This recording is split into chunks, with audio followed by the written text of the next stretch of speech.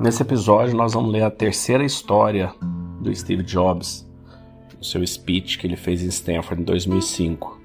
Nos últimos 2 episódios a gente leu a primeira história e a segunda, e a relação dela. Vamos lá, Steve Jobs.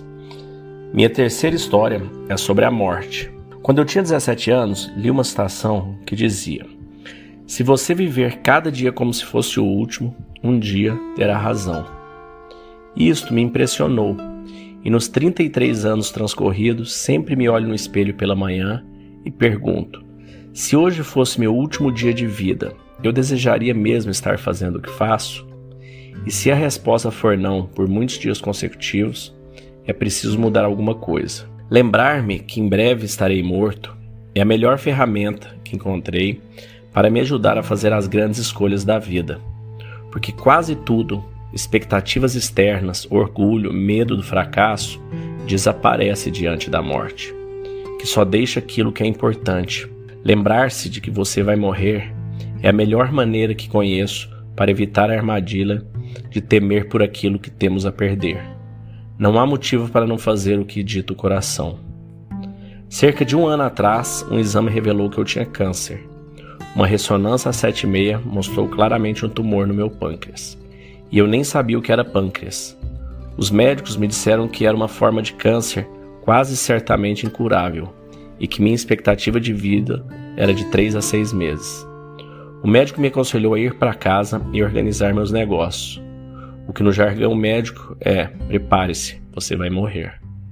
Significa tentar dizer a seus filhos em alguns meses tudo que você imaginava que teria anos para lhe ensinar. Significa garantir que tudo esteja organizado para que sua família sofra o mínimo possível. Significa se despedir. Eu passei o dia todo vivendo com aquele diagnóstico. Na mesma noite, uma biópsia permitiu a retirada de algumas células do tumor. Eu estava anestesiado, mas minha mulher que estava lá contou que quando os médicos viram as células ao microscópio, começaram a chorar, porque se tratava de uma forma muito rara de câncer. Tratava por cirurgia. Fiz a cirurgia e agora estou bem.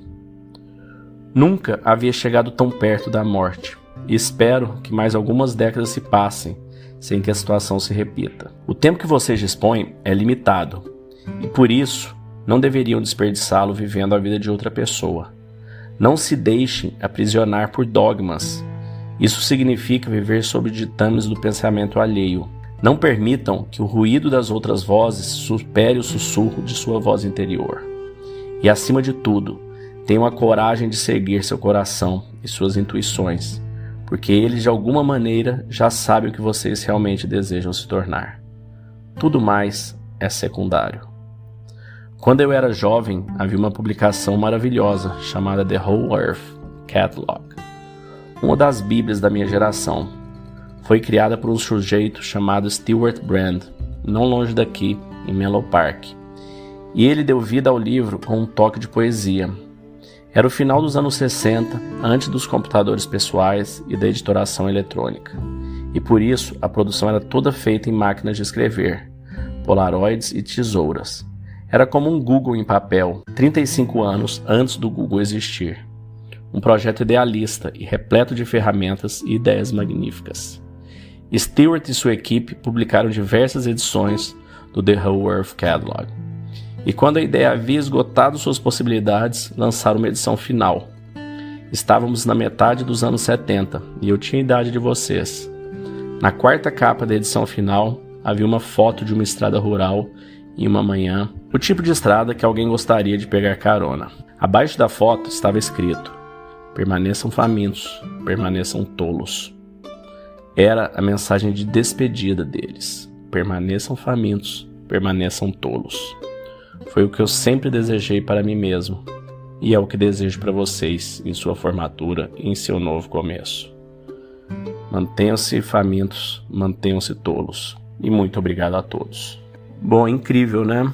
Acho que as 3 partes das frases do Steve Jobs, eu já escutei esse discurso inúmeras vezes, em inúmeros momentos da minha vida. E as 3 histórias são incríveis. E nesse a maior lição é realmente o momento mori, né? Você lembrar e meditar sobre a sua mortalidade. Os estoicos não veem isso como algo negativo, como algo ruim, você pensar sobre a sua mortalidade.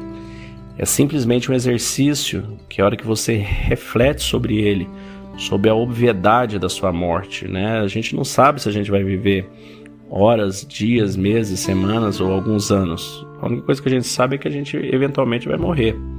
Assim como todos que nos precederam já morreram, assim como todos os que virão também morrerão. A morte independe, né, do status social, se você é rico, pobre, qualquer que seja o sexo, qualquer que seja a raça, todos vão morrer. Essa é a única certeza que a gente tem. Sêneca disse: a maioria dos homens minguam e fluem em mistério entre o medo da morte e as dificuldades da vida. Eles não estão dispostos a viver e ainda não sabem como morrer. Então você pega essa frase do Sêneca, né, com o que o Steve Jobs disse agora há pouco, na frase dele, você não viver a vida de outras pessoas, você realmente valorizar, seguir a sua intuição, seguir aquilo que você ama. Marcos Aurelius ainda escreveu: você poderia deixar a vida agora. Deixe isso determinar o que você faz, diz e pensa. Então, no Meditações, no seu diário pessoal, ele escreveu isso para ele. Você pode morrer a qualquer momento. Para os romanos, naquela época, a morte ainda era mais presente, né? Porque eram tantas guerras, a praga que ele enfrentou durante o reinado dele. Foram mais de 5 milhões de romanos, muito mais poderosos do que o Covid, por exemplo. Então, ele tinha a morte muito mais no quintal. Outra frase muito bonita do Marcos Aurélio sobre o Memento Mori é: quando você acordar pela manhã, pense em que privilégio é estar vivo. Pensar, desfrutar, amar. Em outra ele diz: em resumo, breve é a vida. Devemos aproveitar o presente com bom juízo e justiça. E acrescentou: em breve, muito em breve, você será cinzas, ou um esqueleto, e um nome, ou nem mesmo um nome. A vida é apenas um momento, e depois de um curto período de tempo, nós estaremos mortos. Sêneca ainda diz: muitos pensam que a morte é coisa do futuro, mas não é. A morte é coisa do passado. Todos aqueles minutos que você já viveu ficaram para a morte.